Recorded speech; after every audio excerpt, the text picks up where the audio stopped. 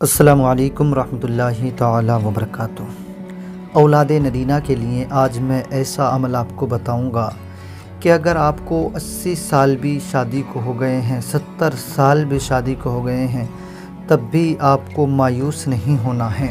کیونکہ آج میں جو آپ کو عمل دے رہا ہوں یقیناً آپ نے اب سے پہلے سنا ہوگا کہ حضرت ابراہیم خلیل اللہ علیہ السلام اللہ کے پیغمبر ہیں،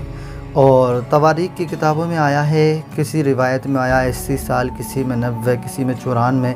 یعنی 80 سال تو ہر ایک کتاب میں ہے۔ اللہ کریم نے 80 سال سے زائد عمر میں انہیں بیٹا حضرت اسماعیل عطا فرمایا۔ ویسے ہی حضرت زکریا علیہ السلام کے لیے آتا ہے کہ انہیں ان کا بیٹا حضرت یحییٰ علیہ السلام وہ بھی 80 سال کی عمر میں یا اس سے بھی بعد میں عطا فرمایا ہے۔ تو ذرا غور کرنے والی بات ہے کہ میرا رب اس چیز پہ قادر ہے، وہ چاہیں تو 80 سال، 90 سال، 95 سال کی عمر میں بھی اولاد نرینہ عطا فرما دے، بیٹے جیسی دولت سے نواز دے۔ تو پھر انسان شادی کے 1 سال، 2 سال، 3 سال بعد اگر اولاد نہیں ہوتی تو پھر انسان اللہ کی رحمت سے مایوس کیوں ہو جاتا ہے؟ پھر انسان یہ کیوں سوچنے لگتا ہے کہ میں نے بڑی دعائیں کر لیں، میں نے بہت عمل کر لیے، اب میرے اولاد نہیں ہوگی، اب میرے اولاد نہیں ہوگی؟ کیا حضرت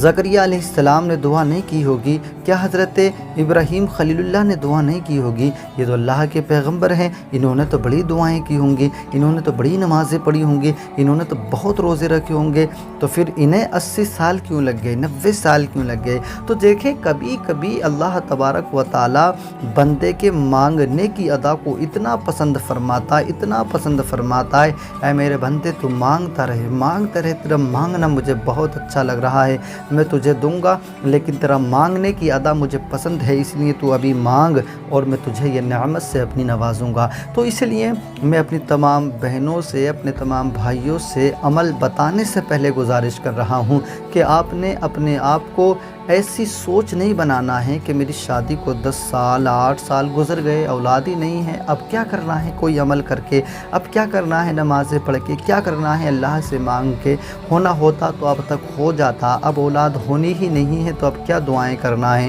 ڈاکٹروں نے منع کر دیا، طبیبوں نے منع کر دیا، ڈاکٹروں کو رکھیں ایک طرف، جس عورت کو سارے ڈاکٹر منع کر دیں، اگر اللہ تعالیٰ اسے اولاد دینا چاہے تو ساری دنیا کے ڈاکٹر مل کر اسے روک نہیں سکتے، اور جس کے لیے سارے ڈاکٹر کہہ رہے ہوں آپ کو اولاد ہو جائے گی، آپ کو اولاد ہو جائے گی، اور اسے میرا رب نہ دینا چاہے تو ساری دنیا کے ڈاکٹر اسے اولاد نہیں دے سکتے۔ تو اس لیے ان کی باتوں پر نہ جائیے، بلکہ اپنے رب کے فرمان کو سنیں۔ اور میں جو عمل بتا رہا ہوں یہ عمل آپ رمضان کے اس پیارے مہینے میں بالکل مس مت کرنا، بالکل بھی مس مت کرنا، ضرور اس عمل کو کرنا جو عمل میں آج آپ کو دے رہا ہوں۔ اور یہ عمل اتنا آسان ہے،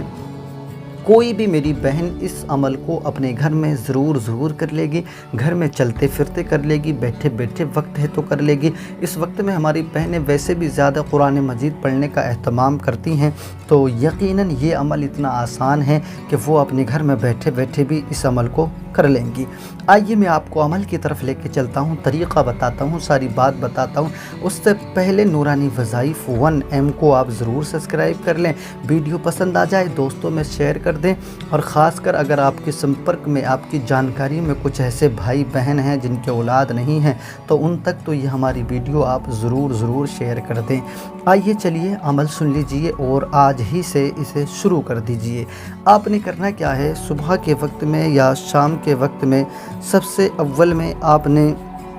3 مرتبہ درود پاک کو پڑھنا ہے۔ اول میں یا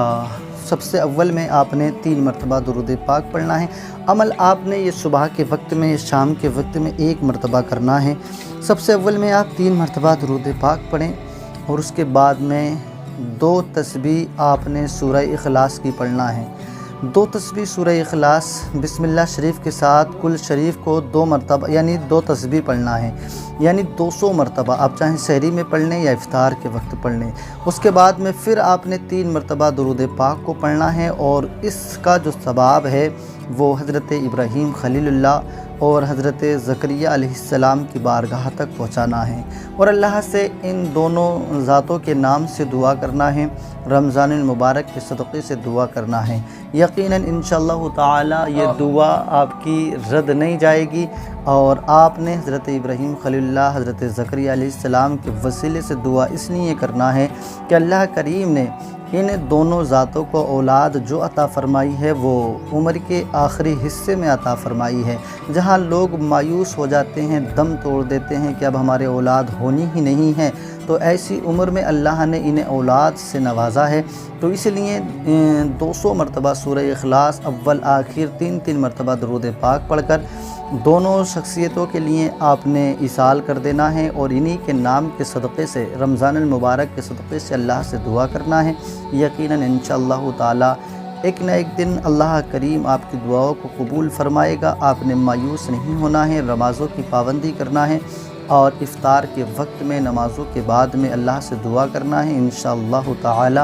آپ جو جائز آپ کا جو ارادہ ہے وہ انشاءاللہ ایک نہ ایک دن ضرور پورا ہو جائے گا۔ آپ نے جو بھی ہم سے کمنٹ کیے ہیں، ہم انشاءاللہ تعالی ان کا جواب دے رہے ہیں اور دیں گے بھی۔